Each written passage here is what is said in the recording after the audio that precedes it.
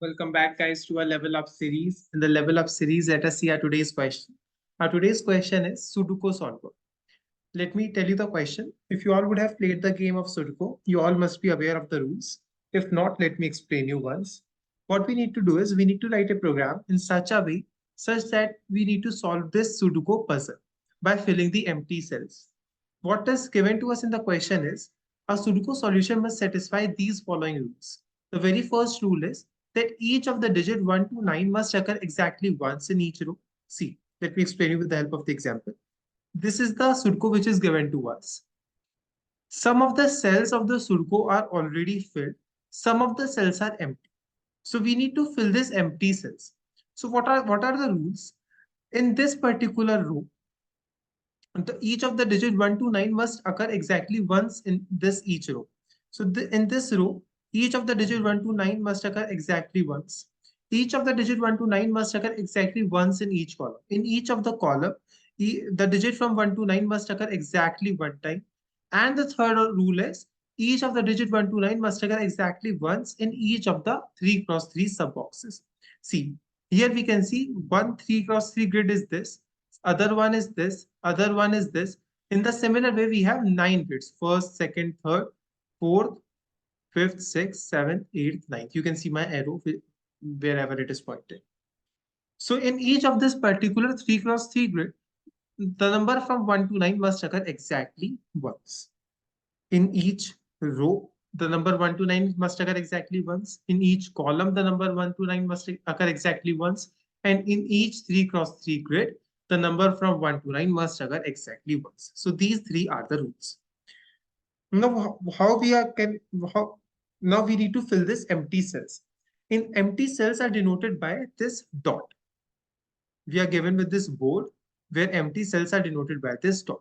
And in the question, it is clearly specified that the solution is unique.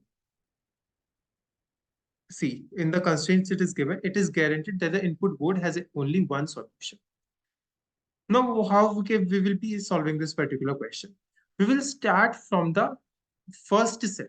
We will go horizontally. So the first empty cell is this one. So for this particular cells, we will check all the numbers from 1 to 9. Can 1 satisfy this? Yes, 1 is not occurring in this particular row, 1 is not occurring in this particular column, 1 is not occurring in this particular grid. So 1 is satisfied. So we will fill 1. Then we will go to the next one. Here also we will check all the numbers from 1 to 9. 1 is occurring in the column. So we cannot place 1 over here. So we will check for 2. 2 is not occurring in the column. 2 is not occurring in this particular row. 2 is not occurring in this particular grid. So 2 is satisfied. So we will place 2 over here. In the similar way, we will check for each and every column. Wherever the condition becomes dissatisfied, means wherever the condition becomes wrong. So we will just do the back. It means we will again fill these particular cells. So this problem is an application of recursion and backtracking. So we will try to fill and keep moving forward. Wherever the condition becomes false, that is, whatever cell we are trying to fill over here is not satisfying, then we will again go back and fill that particular cells again. So in this way, we will be solving it using the backtracking approach. Similar thing I have done with the help of the code. So we have to make one recursive function. That is why I have made one function help me, which is recursive. So see, this is the help me recursive function. We are iterating for int I equals to 0, I less than board dot size I plus plus. For int j equals to 0, j less than board at the index of 0 dot size j plus plus. If it is double equals to dot, what does it mean? It means that particular cell is empty. We need to insert any number in that particular cell. So if it is double equals to dot, then we will check from number 1 to till number 9. If that particular number is valid, for that we have made one function help me valid. I will tell you this function later. If this function gives us 2, so we will place that particular number in our board.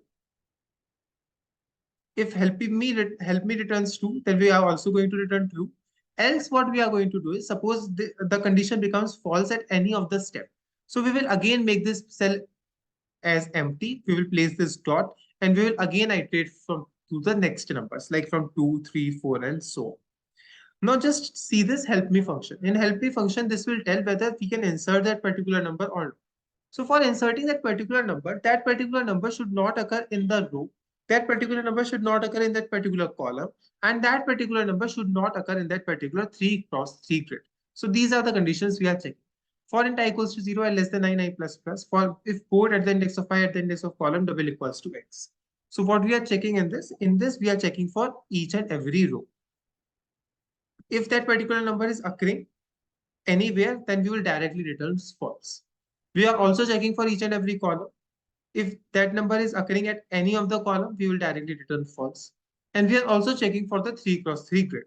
So for that, we have the formula 3 into row by 3 plus I by 3 and 3 into column by 3 plus I mod 3. This is the formula for checking that particular grid.